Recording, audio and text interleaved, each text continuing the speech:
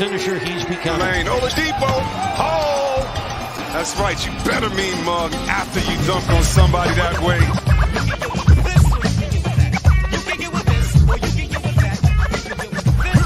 Gonna run it down. He goes with it.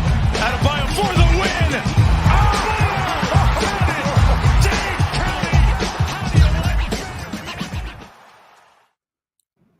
Welcome back to the Post Up, the Miami Heat post-game show brought to you by the 5 Reasons Sports Network. I'm your host for tonight, Jonathan, a.k.a. Three-Piece Combo. We're joined by Gad, at Gadiel Cartagena, Mr. Ariel Atias, at Ariel Atias 2, and Twan. You can find him at Twan Speaks.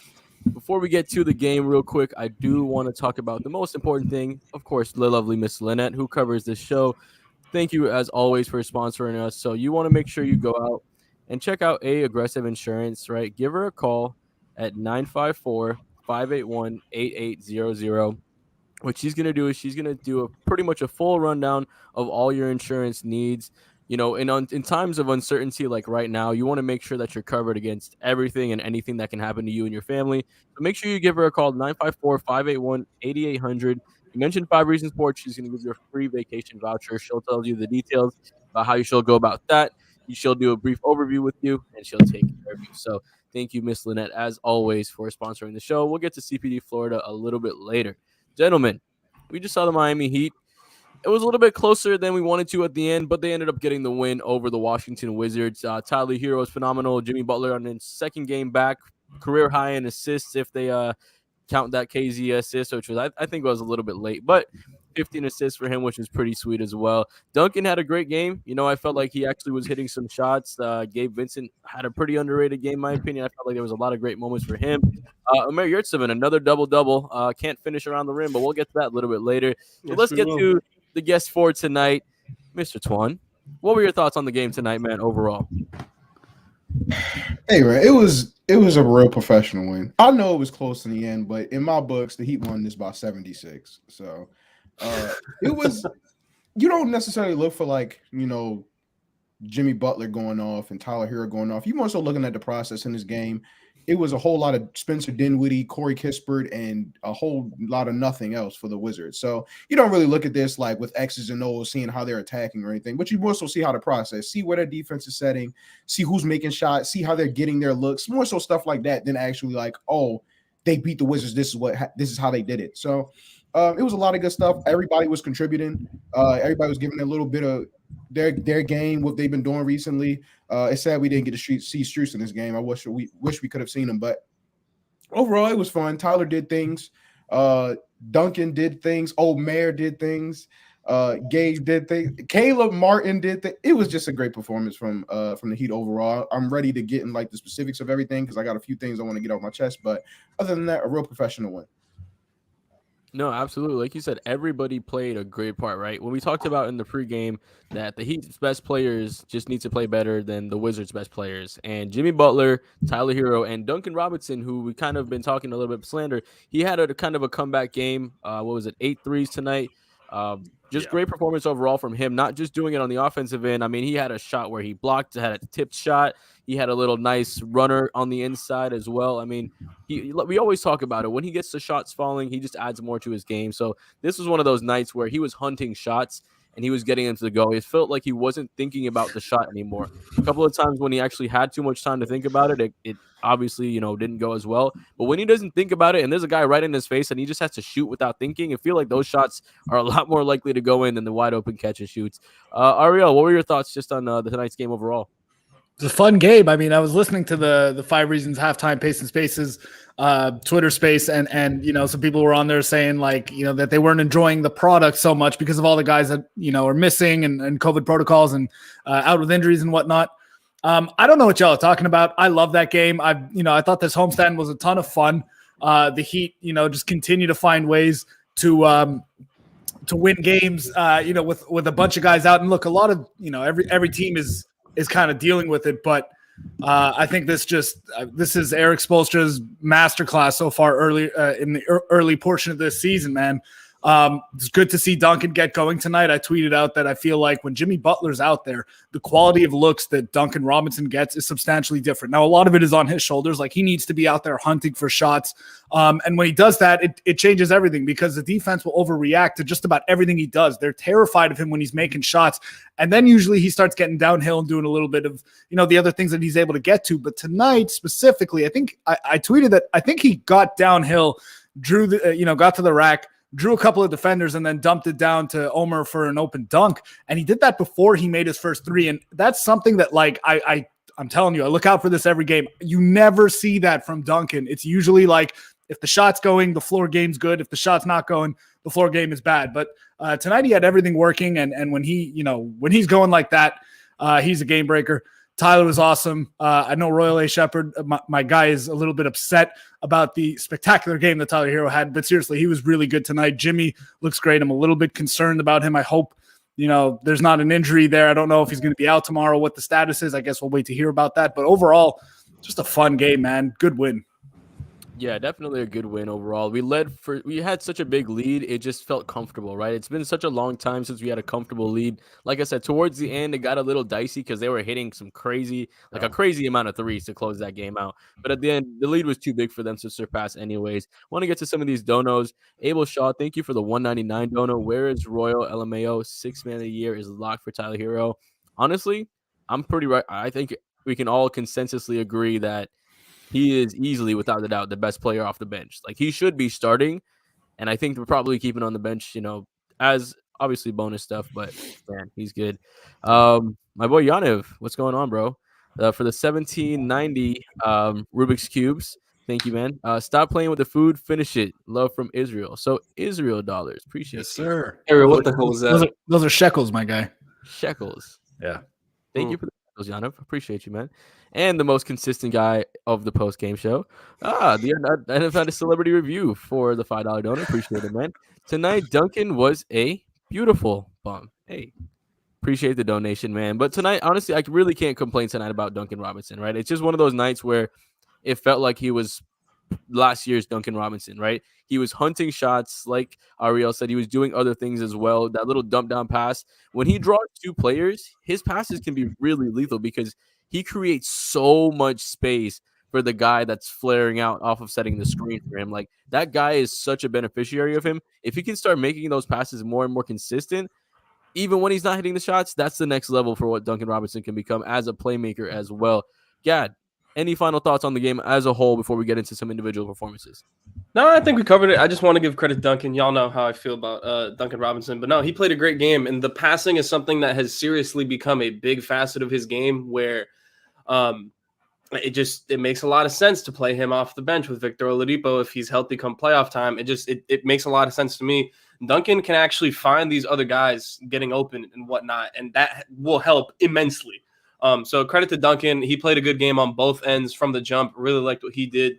I just really felt like there were some moments in the second quarter and in the fourth quarter where they were just very unserious. That's the only reason why this game was close. But outside of that, pretty happy with what we saw from everybody. I was like, we kind of touch on this, but like, we just keep winning games, man. Keep winning the games that you're supposed to win, and this team keeps doing that. I'm happy to see it. Happy to see everyone play well. Tyler play well. Jimmy play well.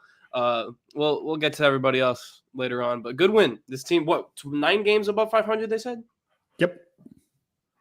And our homestand, we went undefeated, right? Given all the injuries, no Bam Adebayo, no Kyle Lowry for these last two, no Jimmy until the last two, right? PJ Tucker going out, no Markieff, literally having 2 dudes to play center, like 1.5. I mean, if you can call KZ a center, really, like not even Udonis Haslem, right? Just a delicious homestand. Delicious homestand, like you said, you beautifully said, and it worked out perfectly, man. Even with all these injuries with these teams, the competition should have matched up a little bit more because of the amount of injuries we had, but our guys just stepped up, right? Gabe Vincent, Caleb Martin, Max Strus, who didn't play tonight, just absolutely stepped up during this homestand. So it was great from all these guys just overall. We'll talk about this whole homestand a little bit before we move up into the road trip coming up as well. But Twan, since you are a guest here, my friend, did you want to talk about the honors of Jimmy Butler and his career night in assists? Jimmy looked like he was having like just fun. Like he was throwing passes all over the place. He was going out of his way to get assists, which you don't get to see much. He kind of just like drives and like gets his layups or whatever. But he was going out his way to look for guys, missing some layups, which was a little infuriating. But I mean, it's Jimmy. Jimmy can do whatever he wants. Like Close the game for us. Injury is aggravating. I was trying to figure out why he was out there, but like remembering they only got 9 guys, like it's like, okay, I'll let y'all slide. But then he gets hurt, and it's like, why was he out there in the first place? But Jimmy is Jimmy. He had what 15 assists tonight? Like that's ridiculous. He can do whatever he wants on the basketball court. Jimmy's back. He's going to be out. We can win with him as a best player on a basketball team. I can't believe like that's even been a consideration. That's even been talked about. Like this dude's incredible. He can be whatever you want him to be. You want him to be a lead facilitator. You get 15 assists. You want him to be your best point scorer. He can average 35 if he wants to in the finals, like stuff like that. Jimmy's great. There's nothing more to be said about him. Yeah, man. Like you said, he looked like he was having fun because he really didn't even look to score until like the end of the game. Before that, he was just finding people. He had 14 assists in the third quarter. And like you said, if we didn't blow that lead in the fourth quarter and actually force him to come back, he wouldn't have gotten that 15th assist. So I guess that's a silver lining there. But I am, like you said, a little bit worried about that injury. We don't have any update as far as yet at that. You know, honestly, if I had to guess, I would say his ankle rests tomorrow, right? On a back-to-back, you're not going to end up playing him. Save him, let him take the game off. We're already down so many guys. If the guys that we can have can step up a little bit more, get that win, we get that win. If not, hey, we take that L there. We just have 6 in a row just right on the home. So we're good there. Gad, man, overall, for Jimmy Butler, how did you feel about his game? He's ridiculous finishing. We don't have anybody that can do what he does around the rim. It's actually unreal. Like in the second quarter, beginning of the first quarter, I believe, just and one after and one, layup after layup. And then in the fourth quarter, you look at what Jimmy's able to do as a scorer as well. Pull-up jumper, turnaround jumper, mid-range jumper, whatever it may be. There were some moments he tried getting in his ISO bag, and it wasn't like the prettiest thing of all time. But Jimmy, he just, like Twan said, he kind of gives you what you need. He's very smart at knowing and understanding what the game needs, and he tries to bring that. So we're lucky to have Jimmy Butler. It's good to have him back. He's out here making players better too. It's fun. It's fun having Jimmy on the floor. Everybody was having fun tonight, for the most part. There were some moments that it wasn't perfect, but it was. It's nice to have Jimmy back, man. I love this guy. For sure, man. And Blake Holcomb, appreciate the $5 donation. Yurtseven looks so lost out there defensively and offensively. He left only 10 courts on the court because of not knowing where to be. This is only his second career start, and he gave you 10 points and 14 rebounds, including 7 offensive rebounds. He is so raw, and he's still putting up those numbers. Sure, it's not against the best of teams, but he has so much development to come. That is going to come. So if he's giving you 10 and 14 on his raw development, really having nothing, like that just makes me more excited of what can happen from him. So we'll get to that a little bit more moving forward. Ariel, close me out on Jimmy Butler and then start me up on Tyler Hero. Your thoughts on his game? So I agree with everything you guys said. I think, Jimmy, we talked about this, like one of the most surprising things, I guess, about, we knew who Jimmy Butler was before he came to the Heat. But I mean, the player that, had been in the league for, what was it, like 8 years or whatever it's been before he came to Miami is not the player that the Heat got. Like he is, like you guys said, like Gad said, he's just his ability to read the game and just give the Heat whatever it is that they need as he deems fit is like, it's elite shit. Like there's not a lot of stars in the league that I think can do that. A lot of guys are elite level scorers and they just score the basketball. A lot of guys are elite level defensive players and that's the thing that they do best. Jimmy can impact the game in so many different areas. Like defensively, he's a menace, man. Like what he does off the ball is disgusting. It's absurd. Like he was running Kyle Kuzma's actions for him coming off of a pin down, and he almost, I think it was Denny Avdia, almost threw the ball. Jimmy, he's one of the smartest defenders in the league, no question. He gets 1 or 2 pick sixes almost every single game. He's going to be in the top 2, 3, whatever in the league in steals every single year. He's top 5 in the league every year in free throw attempts since he got to Miami. Like his game is so diverse and he does it all without a 3-point shot. Like it just speaks to the skill level and how good he is. What were we getting to next? Tyler had a great game, man. Like I thought, in the last game, he was trying to do a little bit too much of the Kyle Lowry impersonation where, maybe he senses, our guy's out, our quarterback is out, so I've got to be that dude a little bit more. I don't really feel like that's his game. I think with Tyler, keep it simple, score the basketball, and be a tertiary creator. When there's a pass to be made, when you draw an extra defender, whatever it is, you make that pass. But generally speaking, for Tyler, he's most effective when he keeps it simple and he just looks to get buckets. He did that tonight, man. Like he carried them for stretches in this game. And yeah, man, like the skill level is really high. Nikias tweeted that he thinks Tyler Hero's footwork is top 10 in the NBA. I think top 10 top 10 in the NBA in footwork. I think that's probably a little bit lofty. We'd have to go through the list, but right off the cuff, I think that's a little high.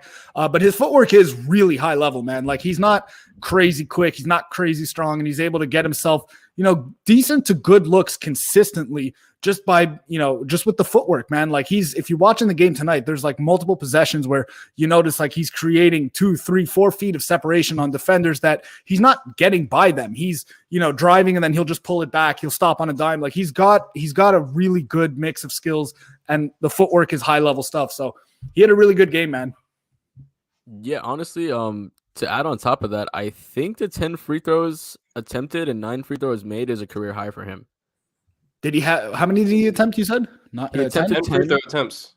Yeah, 10 free throw attempts, and he's 9 for 10 there, and 5 for 7 from deep too. I mean, like you said, man, he's just doing it on all levels. Gad, talk to me about what you saw from him as far as getting to the line and able just to create so much space, because I feel like we've talked about before how he's always needed a screen. This dude is ISOing so much more now, right? Yeah. He is ISOing and beating people off the dribble, like Ariel said, the elite footwork, able to put people on their heels, turn them around, shift them laterally, and then create the space that he needs to get to his spots. And I think him practicing with Jimmy Butler, Tyler Hero, or with Kyle Lowry in practice, and having such an elite level defender guard you, when you have other guys that aren't as good in the NBA level, like that's going to be a little bit easier. Like you don't have Jimmy Butler guarding you. You have Spencer Dinwiddie, right? You have Denny Avdia. It's like that's not Jimmy Butler guarding you. Avdia's a good defender. Yeah, and he's big too. Avdia, like he's supposed to be the guy that would shut Tyler Hero down, right? And there was like that one moment specifically in the fourth quarter at the top of the key, step back, like Ariel alluded to it, wide ass open. Tyler Hero creating his own space. So like credit to him for that. No, his footwork and his ball handling, it's really, really improved. I'm not gonna, my eyes hurt. No, Tyler Hero getting to the line, it's almost like the missing piece of his game, right? Like it feels like if Tyler Hero can get to the line consistently, like 6 times a game or whatever, you're probably going to get 25 point per game Tyler Hero. That's going to be all-star Tyler Hero. That's going to be maybe all NBA, depending on how he's looking on the other end. Like that's the type of player that you can get if Hero ends up understanding how to get to the line more frequently. Now, being able to do it tonight, obviously against lesser competition, you want to see that. But you want to see you like to see the effort, you like to see the attention to detail that Hero's giving. So credit to Hero, man. He just, same as Jimmy, he just knows how to put his scoring mark on the game. So I really like what Tyler's been doing, man. He's been playing fantastic. I like what I'm seeing, man. I like what I'm seeing. Yeah, I think he's just so much more in control now, right? He knows what he's going to do before he gets there. I feel like last year and the year before, I mean, obviously he was still young, but he was running around trying to get to his spots and doing it all at once. Now he's separating, creating the space, and taking the shot. It's all fluid, and it's a lot more, it looks a lot better, and you can see it in his game translating. Twan, any final thoughts on Tyler Hero? And then start me off on your boy, Duncan Robinson. All right. No, but Tyler, like, it feels different with Tyler. Like, I don't know if it's just me. Like, it feels different. Like, when he comes in and he gets his first little pull-up midi to go, you're like, well, here we go. We're about to get another Tyler night. And then he just gets going. And he's getting pull-ups on anybody. He's getting step-backs on anybody. He's getting to the rim. He's finished. Like, he had, like, a wide arm, like, layup attempt off the top of the glass. I'm like, how does he know how to do that? Yeah, no, like, he's ridiculous now. It is so crazy to see, like, his growth to get to this level and become consistent and be able to do this night in, night out, regardless of who he's playing. Like Denny Avdia, yes, he was their best defender on the floor, but he's facing like Corey Kispert on any given possession, Spencer Dinwiddie. Like he's taking their lunch. Like it's not even funny. And like I said earlier, in games like this, you also look for the process. You don't look for necessary. He did have 32. Don't get me wrong, but it's not necessarily the 32 that matters. It's how he got the 32. It's getting to whatever spot he wants to. It's getting to the rim whenever he wants to. It's the 10 free attempts. All of that stuff matters going forward when you're facing the Drew Holidays of the world, for example. Like all of that matters in terms of how you're getting to the spots that you want to get to. So it was over. I cannot say anything more about Tyler Hero. I don't want this to be the game where I say like he deserves to be like at the All-Star spot. It's the Wizards, and they were playing you and me at the 4 and the 5. So nothing wrong with that. Listen, production. Bro, Denny Avdia would have 100 against us. Production is production. And you're gonna take it when you can, right? Like, listen, it's not something new. He's been doing this all season against all kinds of teams. Absolutely, it's just you didn't see it in the matchups where he played against Caruso, Drew Holiday, and those dudes, but you see it in these matchups. It's like, damn, it's fun to watch, man. It's fun to watch. There have been a bit, but I feel like you're right about that in a nutshell, Gad. In general, like, yes, guys like Drew Holiday, like, Alex Caruso, really good to elite level defenders are going to give you problems if your handle is not super, super tight. Tyler's handle is not super, super tight by like, point guard or just scoring guard NBA standards. It's good, but it's not amazing.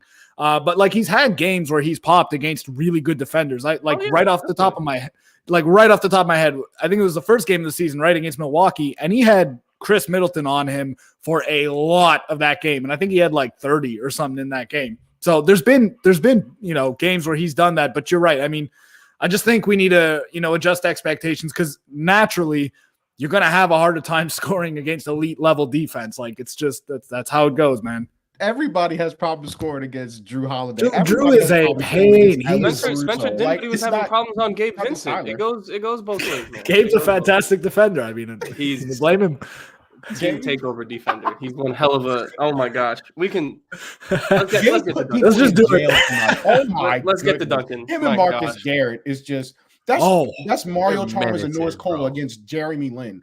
Y'all notice how much Eric Reed loves Marcus Garrett. He brings him up. He mentions him in a positive way every single time his name comes up. He's like, man, he's a jumper away from becoming. Before he gets to jumper, he needs to be able to finish around the basket. But like definitely the defensive tools are like long-term NBA level. It's just he's got to add one other part of his to his game, whether it's the jumper, finishing at the rim, to where you can play him and it's not 4-on-5 when you're on offense, but the defense is nasty. He has such a nose for the ball. Like you can't put the ball on the ground right in front of him, and or else he's going to take it from you, right? And there's not a lot of players that have that specific skill to do that. So if he can add other things, there's a path there, and he is with the Miami Heat, one of the best developmental teams ever. So it's a possibility for sure. So he'll be Patrick Beverley by next season if Spo's got anything to do with it. Because the way that Gabe Vincent has turned into Damian Lillard overnight doesn't make any sense. Hey, I think I was going to say, I think if we weren't like right now focusing on trying to get a championship, he would have a little more time to develop. But I think with the timeline we're on, we probably won't see too much out of him outside of the health and safety protocols. But I do want to thank Greg Roberts for the $4.99 dono. He did drop a comment in here as well. Hero is the X factor for this team. We will only go as far as his evolution goes. That's an interesting comment. Ariel, do you have any comments or thoughts on that? I don't know if I can pin like the success of this team to any one X factor specifically. I feel like they have a variety of X factors, which is actually a really like the strength of this team. They have a bunch of guys who can pop on any given night, but I think in the grand scheme of things, I do generally kind of agree with you, Greg. Like in general, if Hero ascends to all-star level or like consistent every year all-star level 25 a game guy, yeah, sure, it raises the ceiling substantially for the Heat. But I think they have a lot of X factors. I don't know I think I'd probably point to Kyle Lowry before I would point to Tyler Hero, but it's close. Yeah, I mean, we could even talk about Victor Oladipo being the X factor, right? We still don't know what he's really going to give you, so he could be that X factor. Twan, I didn't mean to cut you off. Go ahead on Duncan Robinson, man. Well, Duncan had my favorite Duncan game of the year. Duncan was absolutely everywhere. I don't know what it was. it's probably because the shots were falling and made everything a little bit more juiced.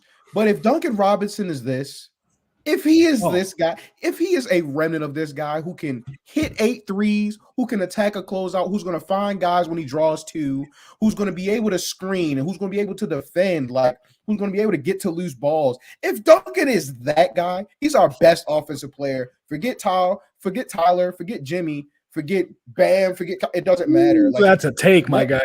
What he does, because he has so much gravity, like everybody talks about gravity. Now you see it. Now he's bringing 2 coming off the screen. Omer sets a phenomenal screen, and 3 guys are coming to him to shoot the ball. Like he's getting to the rim. He's drawing 2, getting to the rim. That doesn't happen for Duncan Robinson. Like if he's going to be that guy, that takes this team to another level. This is what we expected from him. Yeah, talk to us about gravity. Listen, I think he might have gotten the Strus vaccine. Honestly, if I'm being completely real with you right now. Hope Max Strus is all right. He's able to get better soon. No, Duncan played a great game. Now, so Twan, are you saying he's the X factor for this team? Yes. Okay. Fair. I'd like to know where Twan was on January 6th, but that's besides the point. Oh my God. No, Duncan played a good game. So, like, credit where credit is due. He played a good game on both ends. He was able to hit his threes, which is something that obviously we need to see. And he has been expanding his game. Like, him expanding his game is not anything new. It's just a matter of, can you do it and hit threes at the same damn time? He was able to do it tonight. He's been able to do it a few times before in the past few weeks. It was nice to see him step up against inferior competition. Haven't gotten that consistently out of him. The thing with Duncan is you need to see, one, he's doing it with Jimmy Butler, which is one thing that we desperately needed to see, right? Everyone's been saying, oh, Duncan's better playing off of better players. He proved a lot of people right tonight, right? Like Duncan did a really good job playing off of Jimmy. That's fantastic. You need to see him just hit the damn shot consistently. And more so than that, play with consistent energy on both ends, and then you will have a Duncan Robinson that can be an X factor. But as currently constructed, very happy about this game, very happy about some of his previous games in this stretch. Need to see more consistently, and then we can move forward from there. But a good Duncan game is a great thing for Heat fans, one way or the other. Very happy with the way he played tonight. Hope we can get another one of those games tomorrow. I feel like a Duncan Robinson good game is almost a guaranteed win. Like when he's on, it's really hard for this team to get beat because we just do it on so many other levels, right? Jimmy's going to beat you inside, get to the free throw line. Tyler Hero is that. I mean, he's not only before he was a bench microwave guy. Now he's a consistent 20-point-a-game scorer. He's giving you 32 tonight. I mean, he gave you 20 in the first half for 2 out of the last 3 games, I believe. I mean, he's just ridiculous. And it feels like once that fourth quarter starts up, he's just ready to go, right? Third quarter, he kind of lets things chill out. Fourth quarter, he's always right back on money. So, phenomenal game, like you said, from Duncan Robinson, man. Ariel, any final thoughts on Duncan Robinson? I just like to jump in on what Gad said, I guess, about him needing to, of course, make the shots and then also like get to the other stuff. But, I agree with you. In a perfect world, a basketball player doesn't depend on one portion of his game to kind of let him, to signal to his brain, like, okay, I can also do this and I should also do that. Now, I don't know how much because, like I mentioned earlier, he usually doesn't get to any of that floor game stuff, any of the other things that he does, like getting downhill, looking for shooters. He's a really good finisher around the rim, and he doesn't ever seem to do any of that stuff until he gets a 3-point shot going. I don't know how much of that is really based upon him actually needing to make the shots because like defenders run at him regardless, right? Like he can still, even if you missed your first 2 or 3 threes, if he's wide open, the defender's going to run at him like every single time. And so like he can still do that. It's just, I don't know if it's just a mental thing with him where like, he doesn't make his first couple of threes and he just decides like, whatever, like on to the next one. Or if it really is a factor of like how he's being defended, because to the naked eye, to me, it doesn't look that way. It looks like he just kind of decides to not do those other things when his shot's not falling. And that's a problem because as a shooter, like, you're going to go through slumps. You're going to go through stretches where you don't make shots. Duncan's had almost a half season now where he's shot substantially below, where he's been the last couple of years.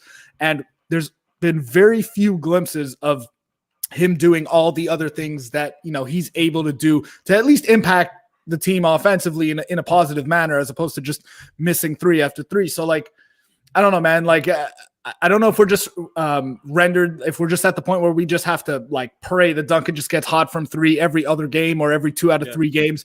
And, then he's a positive player for them, or, because you can do other stuff. It's just a matter of like choosing to do it. Like, yes, the 3-point shot is the most important thing. He's got to get to that first and foremost. It sets up the other things in his game, but he can still get to those other things if the shot's not falling. And we haven't seen him do that consistently enough. I think, like you said, I think it's really mental, because there's times where instead of taking a shot where he would have previously taken and just rising up and shooting over the person like normal, he just stops and he hesitates, right? And when he doesn't stop and hesitate and he ends up just shooting over the person, even if it's a contested shot and he's not thinking about it, it seems to go in more. This was Duncan Robinson's gravity tonight. Phenomenal job. So let's get to Omer Yurtseven, man, because I felt like he had, although he, like we talked about, the touch around the rim isn't the most solid yet. There's still a lot of things that he's raw at, but still being so young, having a game where you're having 10 points, 14 rebounds, 7 offensive boards, you're giving your team that many extra chances. And like we said, he didn't convert them inside, but there was a lot of other things that he did as well. Gad, talk to me on Omer tonight. No, Omer, so he's obviously very good at being big, right? He's very good at positioning himself, and his energy and his effort is exactly where it needs to be, right? The thing that really gives me pause is if Omer is able to finish his layups, this game is a 20-point game, and we're not worrying about anything near the end of the game. He was solid. Like, we've talked about development, whatever. My thing that was confusing with him is Daniel Gafford was dropping. He didn't have his feet outside of the restricted area, and Omer was just not taking any shot. And we know he has that touch. We know he has that. So I just wonder if that was the game plan or whatever it may be. But credit to Omer for getting the boards. Need to see him finish more. Need to see him be more efficient around the paint. Can't see this Turkish Drummond stuff is not really working out. Need to have a big game tomorrow night. Jakob Poeltl is going to be a very interesting matchup. Poeltl's a good rim protector. He's a good inside presence. And if Omer can hold his own against him, then I'll be impressed. Gafford is honestly probably maybe a little bit too athletic for him in terms of defensive matchups. Poeltl's probably going to be stronger than him. So I would like to see him hold on to the ball a little bit stronger, finish his layups a little bit stronger, and maybe if they're dropping on you, take the mid-range, man. Take the mid-range. He's giving you what you need, right? We just need someone to step up and kind of get the job done. He was able to close tonight. So credit to Omer, but also need to see some more improvement over the next few games or whatever. Yeah, for sure. I mean, we're always going to ask for more. I mean, he's a young player, right? You're going to ask for more improvement regardless. We're still asking improvement for Tyler Hero. We're still asking for improvement for Bam Adebayo. So naturally, we're going to ask for improvement for him as well. But I think the thing with him that I think he's probably not shooting that shot yet because coach is giving him a specific role to go out there and do, right? He doesn't want Omer out there thinking, should I shoot this shot? No, he's going to stay him there, keep him within his game, develop individual parts of his game until he's comfortable enough to start taking that shot and transition mentally to be able to do both, hand it off, and know when to take that shot as well. I do want to thank Jess Tab for the 199 dono. Since Gabe got dunked on by Ant, he's been a new man. He's been better, right? I would say he's died and reincarnated as a better person. So, I mean, in my opinion, yeah. Trying to find the clip, but can't find it. Yeah, it doesn't remember that. Not me. I wasn't there. I saw Gabe beating the Chicago Bulls. That's right. Yeah, I mean, Gabe was phenomenal against the Bulls. Gabe was phenomenal tonight. Ariel, I'll let you talk about Gabe. Gabe's awesome, man. I'm kind of mad that Gad's been the Gabe guy. You were on that train early, so that's all yours. But I mean, he's become such a solid rotation NBA player. I mean, like defensively at the point of attack, he's awesome. His ability to make reads while getting downhill, the handle's gotten better. And then most importantly, on top of, all these other things that kind of supplement the most important part of his game is the 3-point shot is good. Like he wasn't a very good shooter last season. He's become a good 3-point shooter. I am super comfortable. If possessions end with a Gabe Vincent 3, I feel good about it. That's usually a good possession. So man, like it's just what he's able to give them. Like I think kind of puts the Heat in a really interesting situation when they ever get healthy, when they get their guys back, or at the very least when they have their guard rotation intact. You might be looking at some kind of consolidation move because you're not going to be able to play all of these guys, I don't think, unless you're going to play a lot of 4-guard lineups. If your front court is intact, then that doesn't really make a ton of sense, right? So I think it would just kind of be a shame to let his talents go to waste. So I don't know what the consolidation move is. I think we can all kind of point to a certain highly paid 2-guard on this team that maybe opens up some space there in the backcourt if they ever get healthy. But Gabe's been awesome, man. Like he probably out of the group of young guys or undrafted guys that you didn't really expect a whole lot from coming into the season. To me, he's been the guy that's impressed the most, that's come the longest way, and I'm super excited about Gabe, man. We were talking about him at the beginning of the season not being a rotation player. Like, I didn't think he was an NBA player. Like, I didn't see anything from him that told me that dude is an NBA player. Like, he's maybe a semi-reliable, like a third-string guard. Like, that's really what I thought he is. Now he is easily a good backup to point guard. Like, no doubt.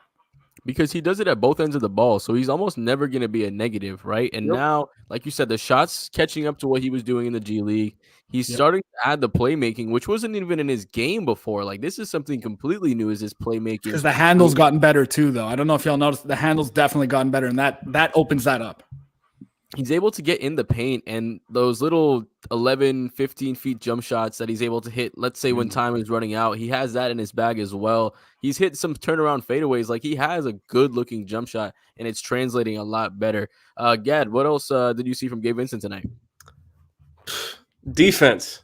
That's the thing that stands out Gabe every single night. And it's credit to Gabe, credit to Marcus Garrett, credit to Caleb Martin. Defense. This is the things that I want to see.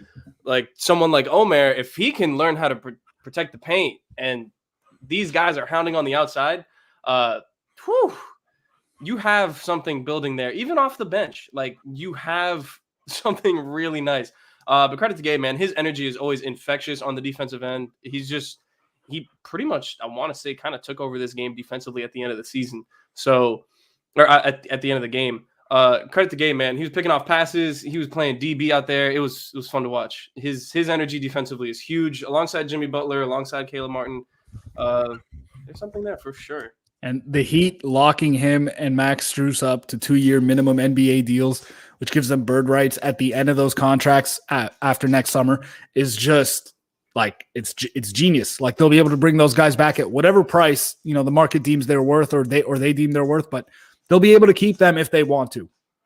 It's crazy how at the beginning of the season, like John said, we weren't even expecting Gabe to be playing, let alone backup point guard. There were questions like, can he play backup point guard? What are you going to get out of Strus?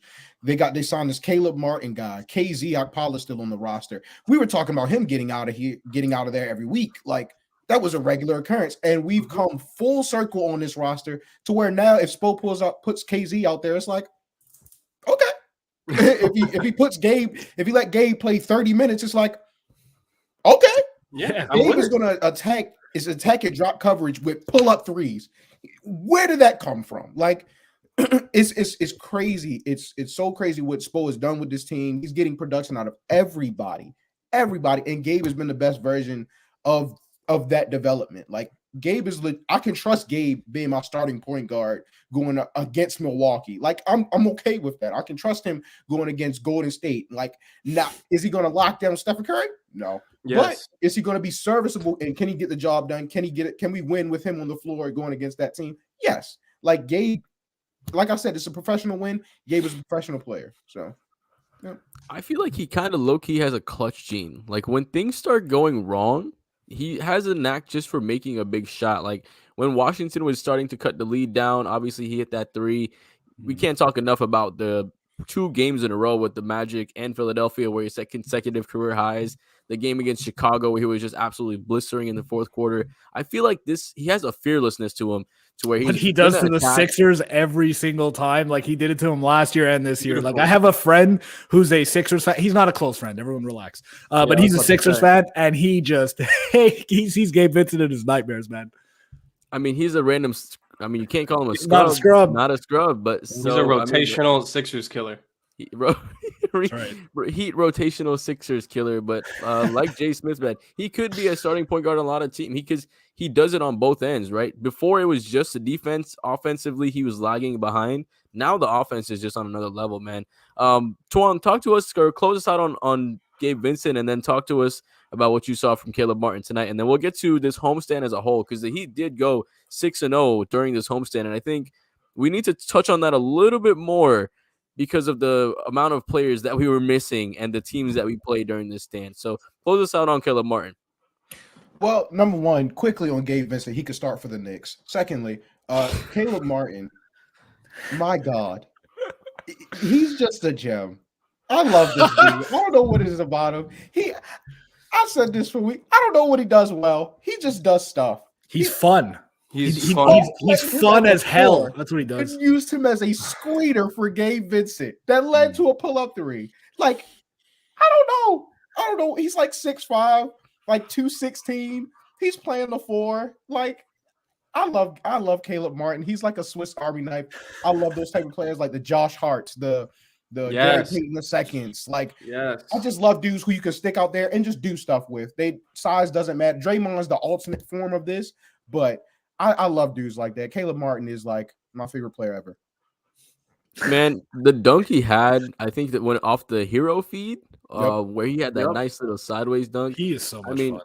He's like you said, he's so much fun. And on top of that, there's not a lot of players on this team that have legitimate rim pressure, and he's just one of those guys. Like, he puts legit pressure on the rim, and he has, we talked about it with DJJ back when he was on the team. He gives us vertical spacing, right? He's a guy that will dunk on you, and you have to try to shut that lane down before it opens up, or else it's going to be takeoff for him. So, man, beautiful game from Caleb Martin. Anybody wants to close us out on KZ? Because I felt like he, although he did play short minutes, he wasn't a negative like he normally was. So I'll let any of you guys pick up on what KZ did tonight. I didn't even notice him. The only time I really noticed him tonight, I think, was when Jimmy was like right around 13 assists, and he had like 3 out of 4 consecutive possessions where, he's getting downhill or whatever it is, drawing a double, or, and the spray pass is KZ, and KZ's hesitating to shoot like every time. And then there was one where he got the 14th assist after KZ hesitated on the 3, drove by his guy, and it was like a good 3 seconds from when Jimmy made the pass and KZ got the bucket, but they still gave Jimmy the assist.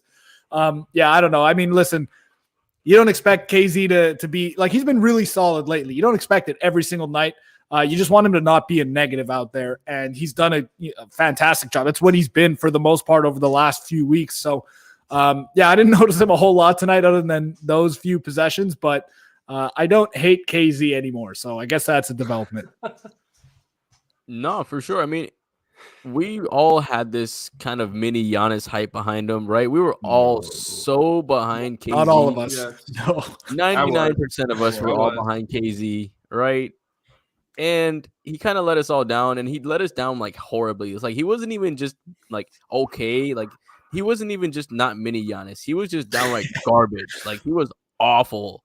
Yeah, he was nearly like unplayable, and the only reason he's getting these minutes in this development time is because of the health and safety protocols and the injuries we're going through right now. But he's stepping up, right? To his credit, he's stepping up. I think Adam talked about it. PJ Tucker is helping him develop his game. He's starting to transition from kind of like a wing big to just more of that like undersized 4 who will kind of do a dribble handoff, who will just play the little, he's getting that PJ Tucker-esque like roll around him. So I think that's great that he's starting to do at least something positive is there. So overall, the Heat went 6-0 on this homestand. They went 4-0, right? I think they went 4-0. The 4-game homestand. Oh, four game. Okay, so 4-0, but 8-2 in the last 10. We won 8 of the last 10. 4-0 during the homestand. We're a game out looking at the standings behind the Chicago Bulls right now. But we did create a little bit of space from the Cleveland Cavaliers, who did lose tonight. So we're a game and a half above them, holding on that 4 stand. So let's just talk about these last 10 games, right? We've had most of these games were without Jimmy Butler and Bam Adebayo. Obviously, the last 2 we got back Jimmy. We lost Kyle. Hero was out for a little bit. We lost PJ. No Markieff. No Oladipo, obviously, still not coming back yet. But we were still able to go 8-2. We beat elite teams, right? We beat the Milwaukee Bucks. I think before that, we beat the Chicago Bulls. We beat the 76ers. And then we railed off against some teams that were undermanned and like the Magic, like tonight's team. But overall, talk to us just about the last 10 games and just focus on the homestand. So we'll start with you, Gad. Beat who's in front of you. This is something that the team struggled with last year. They are able to do it this year. And listen, we keep saying about this team, they basically need to finish with a top 3 seed, ideally a top 2 seed, in order to get to where they want to go, unless you want to play against Brooklyn and Milwaukee and whoever in back-to-back rounds. Beat who's in front of you, win the games that are winnable. We've been doing a great job of doing that. There's only a few losses that this team can really be frustrated about this year. Very happy with the way that they're playing. Hopefully they're able to keep it going when they go on the road. It's a little bit tougher. The schedule toughens up again. It's probably not going to be all that pretty. Like you're hoping for 4-5, 5-4 on this road trip, given the teams that we're playing and the players that we're going to be playing on our own roster. Is it a 7 or a 9 game road trip? It's got to be 7. 9 is insane. 9. There's no way. Adam Silver hates us, so I think it's 9. I'm going to check up on that real quick. That if it's 9, bro, it's 7. Okay, I mean 7. Yeah. So just going over the next 7 games in order. We play the Spurs tomorrow. We play the Rockets on Friday. Play the Kings on Sunday. The Warriors after that on Monday. So we get the Warriors on a Sunday, Monday back-to-back, of course. Thank you, NBA. The Warriors are on the tail end of a back-to-back? No, the Heat get them when the Heat are playing on the second night. Yeah. We play them on the second night of a back-to-back. Yeah. Correct. So we're getting them on the second night of a back-to-back. After that, we play the Trailblazers. Then we play the Suns. Then we play the Hawks, and then we're back home, and then we'll play the Hawks again at home. I see 4 to 5 wins on that road trip. I got to tell you. Should be, right? Like, just beat the teams who are under 500, but like the Suns, the Warriors. Those are the 2 that you're like, okay, that's probably a loss. But the other games, like, I mean, of course, like you can lose any game in the NBA, and who knows who's going to be available, who isn't going to be available. But like on paper, the Heat are better than at least 4 or 5 of those teams in those 7 games. I mean, just taking a guess at it, right? Not the quote unquote games you're just supposed to win, no problem. The Rockets, the Kings, and the Hawks if they don't have Trae Young, right? The Spurs aren't very good. I mean, they score a lot of points, but they're not very good. I mean, like you could win any of those games. Like without Jimmy Butler, do the Heat beat the Spurs tomorrow night? Assuming he doesn't. Well, maybe. Who knows? I think Gabe Vincent masterclass coming up. They beat. As soon as my gut reaction was no, but then you remember what they've done recently. So how can you say no? They win tomorrow. Milwaukee with KZ at the 5 closing. That's right. I trust Bo. I don't care. They also lost to the Pistons like a week ago. Exactly. So who the heck knows, man? So it definitely is a tough road trip coming up. Ariel, any thoughts on the road trip as far as which teams you think we could sneak a win out against? Honestly, I don't want to predict record for sure. Like I don't know. If you get 4 wins, you take that, you run. I don't know who's going to be back. We know that PJ was close tonight. He was questionable to play. He didn't end up playing. Maybe that means they're waiting until tomorrow. Maybe it's another couple of days. But you know that a couple of these guys are close. Eric Spoelstra mentioned that like the Kyle Lowry thing, you know, that he might not be too far away because he's in that grouping of asymptomatic to no symptoms. So like with the league with the CDC shortening their guidelines for how quickly you can get out of isolation and the league acting in accordance, maybe you get him back over the weekend. So, you know, they might be getting some of their pieces back. I hope Jimmy's not out for more than maybe a game, if that at all. But like, I mean, I think it's just annoying because it's 7 straight road games. But if you look at the quality of teams that they're playing, like they can easily eke out 3 or 4 wins if they just take care of business. So, look, it's annoying, but once you get through those 7 games, they've already played like 6 or 7 more road games than they have home games. After this, they'll be 13 or 14 road games up on their home games played this season, which is kind of crazy if you think about it. And then it's a whole lot of home games the rest of the way. So just get through this road trip. The good part about it is like, I mean, we talked about it. I like that all the bad stuff is kind of happening all at once, right? Like we're getting the Oladipo recovery, we're getting the Bam recovery, we're getting the Markieff recovery. You know, all this stuff is kind of happening at once and it's not spread out. So when everybody comes back, we're going to have a homestand. We're going to have everybody back. You know, like things are just going to start gelling really, really good together. And I'm really excited for that, honestly. Like I'm super excited to see this team at full power. I mean, having, you know, Victor Oladipo, Max Strus, like Duncan Robinson maybe coming off the bench during play. Like that's a pretty good, bet guys off the bench. Like if you're coming in, like this team is 1 month away from legitimately setting the NBA on fire. I wholeheartedly believe that.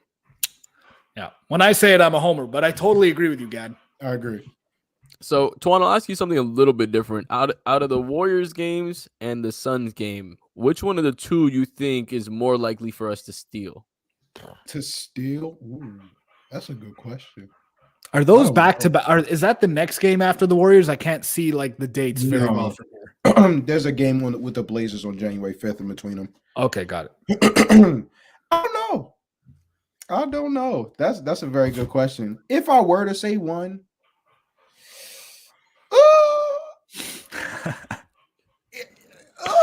it would be against the Warriors. COVID dependent. If Steph Curry doesn't play, he's kind of their offense. So I think we give a chance if we do that. Both healthy. Both of them gonna be L's. So, but yeah, I guess the Warriors. I'll take them. Yeah, Gad. I'll say the Suns because we won't be on the tail end of a back-to-back, and I think we should by that point in time we should have Kyle. We probably should have Strus. Should have Jimmy. It wouldn't be the craziest thing in the world if we were able to beat the Suns, but both of those teams just play such good basketball. It's a tough ask. It's most definitely a tough ask. But hey, we've won crazier games this year, so not anything is possible. The only thing is with like you said, I don't know when we're getting PJ back, right? But if we're super short on bigs, aren't the Warriors just a little bit smaller, right, comparatively to the Suns? Suns play a little bit more traditionally. Right. So you think that might give the Heat a little more of a switchability? Coach Spo can kind of use that size to his advantage, but like Gad said, we're on the back end of a back-to-back, so that's tough overall. Ariel, what are your thoughts, man? Which one of the two do you think we could steal? I'm leaning with Gad here, but they're both super tough games. It's hard to project. You don't know who's going to be available. If, assuming Bam's not going to be back, right? So if you go into, I guess I'm going to go Phoenix because they're not on a back-to-back, the Heat. So that, just by virtue of not playing the night before, maybe they have a little bit of a better chance to win, though it is later in the road trip. So I don't really know. But if the Heat are still starting Omer in that game, Ayton's going to be a problem. So that'd be a great moment for him to prove himself. I would Omer against a drop. If he can take that jumper and just simply hit his damn hook shots. And he just needs to stop putting the ball. Y'all notice at one point, he puts the ball, every time he gets the ball, he brings it low, which is they teach big men to keep it high, right? And there was a one possession in the game where he grabbed a rebound or maybe got a pass. I don't remember, but he has the ball near the basket and it's low and dudes are swiping at it. And I literally hear Jimmy screaming, pick the ball up, get it high. So I mean, he's got to, kind of refine that part of his game, clean that up a little bit. There's fundamental issues that they can be cleaned up with ease. It just takes reps. Yeah. So the reps, he'll get there. I'm excited to see him tomorrow, but that road trip I think is going to be very indicative of where we're at with Omer as well. Oh, man. Because that's not going to be an easy situation for a rookie. If he can kind of show out and continue to do so, just go 4-3, get 4 wins. Right, exactly. 4-3, right? You can definitely beat the Rockets. You can definitely beat the Kings. The Trailblazers aren't as good as they are at name value, in my opinion. And the Spurs is a winnable game, and the Hawks. Yeah, find 4 wins there. Yeah. So you can find 4 wins there. There's almost 2 guaranteed loss with the Suns and the Warriors, but you can find 4 there for sure. Any final thoughts on this game overall and that upcoming road trip before we just talk about that Spurs game? Because got to see how everybody's feling. Y'all gonna stop slandering Omer Yurtseven on this program. Whoa, I'm not gonna allow it. I'm criticizing. Okay, I'm criticizing. Don't worry. Slander is when you don't want to see someone do well. I want to see Omer do well. Slander is when Royal talks about Tyler after he has a good game. I thought he played good. He had great energy. He was out here trapping and pick and roll. He did things. So it was fun. It was a nice Omer game. But other than that, let's get to the Spurs. Yeah, I mean, I think overall it's going to be a good for him to have these tests coming up. Do you guys know if Christian Wood is back? It's a good question. I think he threw a basketball at a female yesterday. Yeah, right. I saw that too. He knocked some lady out. He knocked some lady out. So Yeah, he offered her. he's He gonna offered her Unintentionally, yo. That's what he wants you to think. No, stop. But he's gonna have a decent test like tomorrow. Like you said, Jakob Poeltl is a good center, right? Then he's gonna have Christian Wood. He's gonna be playing against some better and better competition as you move forward on this road trip. So it's good for him to kind of have this career progression where he's starting off against a couple of teams where they're a little shorthanded, and now he's going up against a little better competition. It's good for him, right? Regardless if we win these games or not, his development is pretty key to the front court depth of his team because it's very uncertain right now. So really important for him to even have the 14 rebounds. Like nobody else is going to be out there getting rebounds. So it's super important for him to be doing that overall. Let's talk about the Spurs game. Twan, you're our guest for tonight. The boy feeling good? The boy is feeling lovely. I don't even know if DeJounte Murray is playing. I'm literally checking that right now. 70. Good question. I'm feeling real good about a Caleb Martin 30-point game tomorrow. So is Keldon Johnson playing? I don't know about how I feel about that. Let's see. Yesterday they lost to the Jazz by 6. They had Murray was out. Keldon Johnson played. Derek White played. Keita Bates-Diop, Devin Vassell, Lonnie Walker.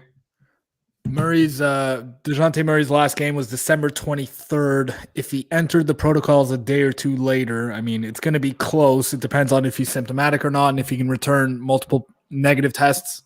So I would call it a toss-up without actually knowing a damn thing.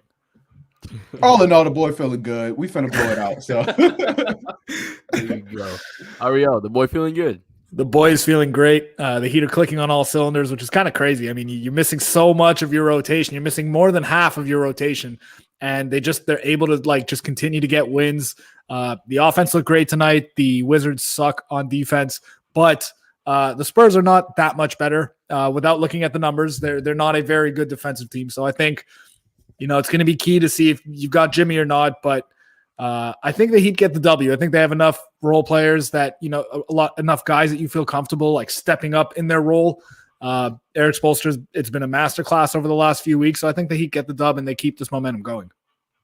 Yeah, I think it's a little bit personal for Spo to beat Pops, right? I mean, you can imagine as a coach, when you're going up against elite coaches, you want to do well, just like how elite players want to do good against elite players. So I could see Coach Spo kind of having a heavy impact on tomorrow's game, especially if we have no Jimmy.